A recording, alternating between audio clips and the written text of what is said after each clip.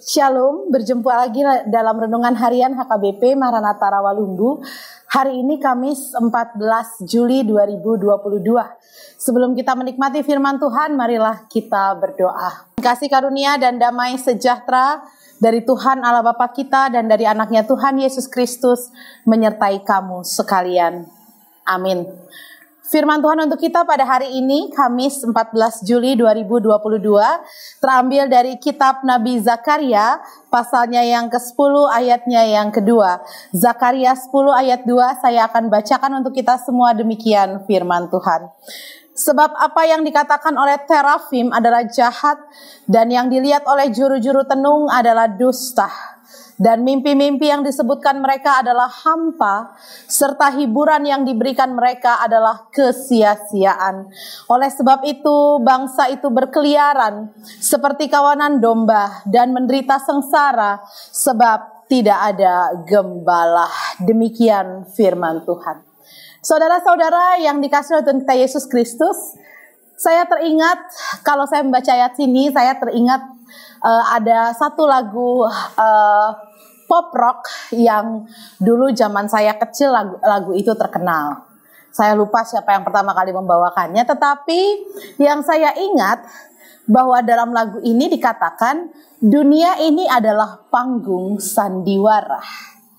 Masing-masing memainkan perannya, memainkan lakonnya, tetapi banyak sekali dari lakon-lakon tersebut dilakukan oleh manusia tanpa adanya ketulusan yang datang dari hati. Ya, seorang istri yang tidak tulus mengurus misalnya suami atau keluarga suami, ya, seorang suami juga yang tidak tulus misalnya menafkahi istri, dan kemudian begitu juga dengan anak-anak yang mau dekat dengan orang tua hanya kalau ada maunya, dan juga sebaliknya, ya. Nah, saudara-saudara yang dikasihi Tuhan, oleh sebab itu dikatakan bahwa dunia ini adalah suatu kefanaan, kesemuan. Apa yang kita temui di dunia ini bukanlah yang sesungguhnya. Contoh, kalau kita mumet, kita pusing, ya. Sekarang sedang tren katanya kita pergi healing katanya. Apakah healing? Healing yang dimaksud adalah berwisata sebenarnya, ya. Untuk menyegarkan hati, menyegarkan pikiran, ya. Selama ini pandemi kita sudah terkurung, sekarang saatnya kita keluar healing. Berwisata bersama dengan keluarga, bersama dengan teman-teman, ya. Dan itu membawa kesembuhan dalam tanda kutip. Tapi apa betul itu mendatangkan kesembuhan? Seringkali healing yang kita sebut healing justru membawa penyakit, ya, membawa penyakit. Kenapa? Selesai healing, hutang bertumpuk, ya. Pembayaran tiket pesawat belum dilunasi semua. Belum lagi hal-hal yang kita keluarkan untuk jajan, untuk makan, atau untuk masuk ke tempat rekreasi tersebut bukanlah harga yang murah. Sehingga menyisakan bibir yang manyun dan bilang, aduh percuma saya sudah nabung 2 tahun ini gak pernah keluar, tabungan saya udah banyak, sekali healing ludes, kan gitu, ya. Nah, saudara-saudara yang dikasihi Tuhan, begitu juga yang dirasakan oleh bangsa Israel ketika Nabi Zakaria berkarya di tengah-tengah mereka.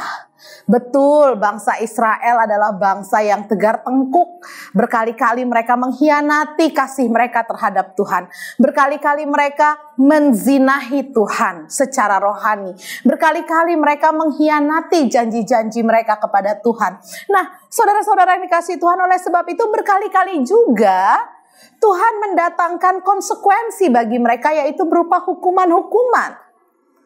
Tapi rupanya di tengah-tengah hukuman yang seperti itu, ya, ketika masa kekeringan timbul, kalau dikatakan Zakaria 10 mulai ayat 1 itu ada judul yang diberi hanya Tuhanlah pemberi hujan. Yang artinya waktu itu bangsa Israel sedang dilanda kekeringan. Mereka berharap bahwa Tuhan memberikan hujan kembali kepada mereka.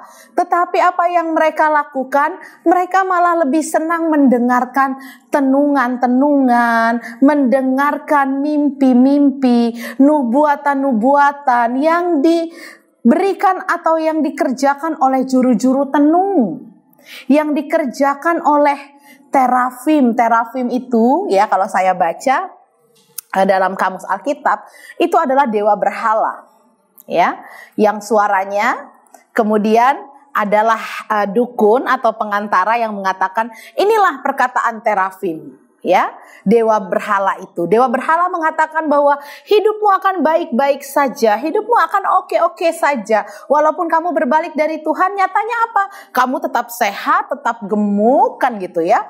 Walaupun negerimu kekeringan, kamu tetap bisa makan. Everything will go well, even without God, katanya. Ya. Nah, tapi apakah ini benar saudara-saudara? Dikatakan oleh Nabi Zakaria, itu semua adalah kesia-siaan. Itu semua adalah dusta.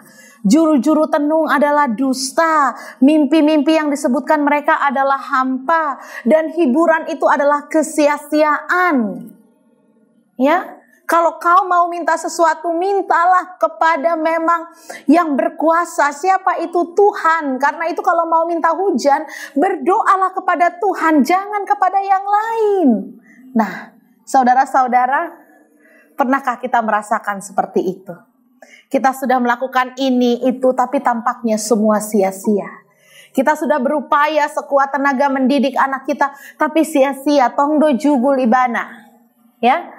Dangolo mangoloi ahana didok natorasna, tidak mau ikut apa yang dikatakan orang tua. Mereka keras kepala, padahal dari kecil udah kudidik loh inang pendeta, aku udah ikut seminar-seminar parenting.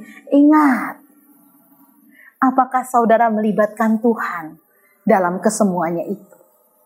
Atau saudara hanya melibatkan ilmu-ilmu dunia, parenting dan segala macam, tetapi tidak ada pihak Tuhan di situ? Dan itu yang membuat segala sesuatu yang kita kerjakan nampaknya semu, hampa, sia-sia seperti bangsa Israel. Kemudian kita seperti kawanan domba yang menderita sengsara. Ya, sebab tidak ada gembala, kata Zakaria. Ya.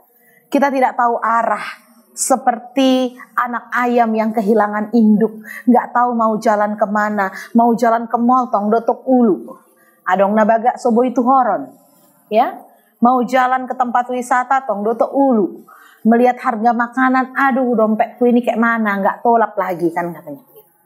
Ya, oleh sebab itu saudara-saudara, hari ini kita diingatkan, mari kita cari kepastian dalam Tuhan. Kita cari hal-hal yang baik itu dalam Tuhan. Kita cari jawaban hidup kita hanya di dalam Tuhan, jangan di dalam yang lain. Supaya apa? Kita menerima kepastian, kita menerima ketidaksia-siaan. Kita menerima sesuatu yang sangat berharga dalam hidup ini. Ya dan amin, itulah janjinya Tuhan. Datanglah kepadanya, maka saudara akan menemukan jalan keluar yang sesungguhnya dari semua persoalan yang kita hadapi. Tuhan memberkati saudara. Amin. Kita berdoa. Bapa di sorga, kami mengucap syukur dan terima kasih untuk firman-Mu yang boleh mengingatkan kami pada hari ini bagaimana kami harus datang kepada Tuhan, karena dunia hanya memberikan kesemuan, kesia-siaan, ketidakpastian, dan hal-hal yang hampa dan kosong.